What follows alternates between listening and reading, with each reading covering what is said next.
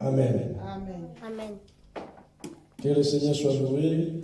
Gloire et louange à notre Dieu, à notre Seigneur Jésus-Christ, qui nous a accordé la grâce. Une grâce excellente pour l'adorer, une grâce excellente pour élever son nom. Une grâce excellente que nous avons reçue pour partager sa parole, pour écouter sa parole. La Bible dit, l'homme ne vivra pas du pain seulement, mais de la parole de Dieu. L'homme ne vivra pas du pain seulement, mais la parole de Dieu. Mais de la parole qui sort dans la bouche de Dieu. La parole de Dieu. La Bible dit, même la foi vient à ce qu'on attend. Ce qu'on attend, c'est la parole de Dieu. Et la parole de Dieu nous fortifie. La parole de Dieu nous bénit. La parole de Dieu nous sanctifie. La parole de Dieu nous libère. La parole de Dieu nous délivre. La parole de Dieu nous change, nous transforme. C'est la raison pour laquelle nous aimons la parole de Dieu. Parce que la parole te fait du bien. La Bible dit, la parole de Dieu est esprit. La parole de Dieu est esprit et vie. De la même manière qu'on dit Dieu est esprit et vie. Alors sa parole aussi est esprit et vie. Au commencement, il était la parole. La parole était avec Dieu et la parole, c'est lui-même Dieu qui agit dans notre vie, qui manifeste dans notre vie à travers la puissance de sa parole. La Bible dit, il a créé toutes choses par sa parole.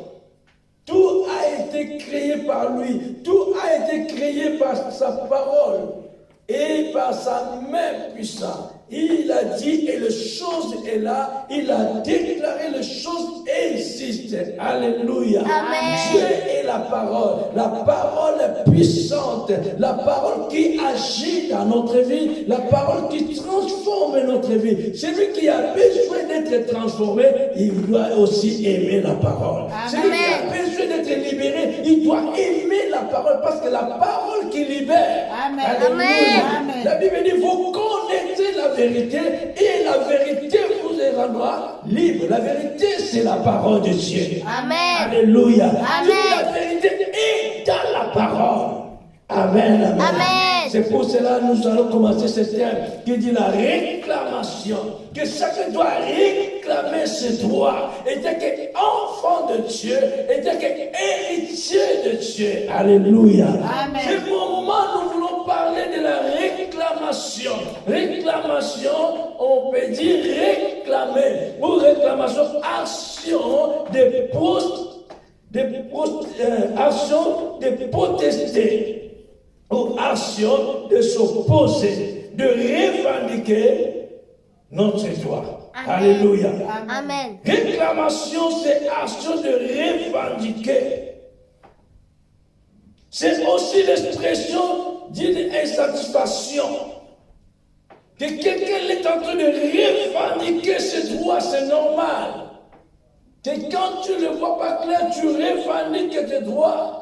Et la réclamation, c'est réclamer, c'est implorer la grâce de Dieu ou demander avec insistance. Demander avec insistance, revendiquer, demander une chose à laquelle on estime avoir droit. Amen. Ça, c'est réclamer. Demander une chose à laquelle on estime avoir droit.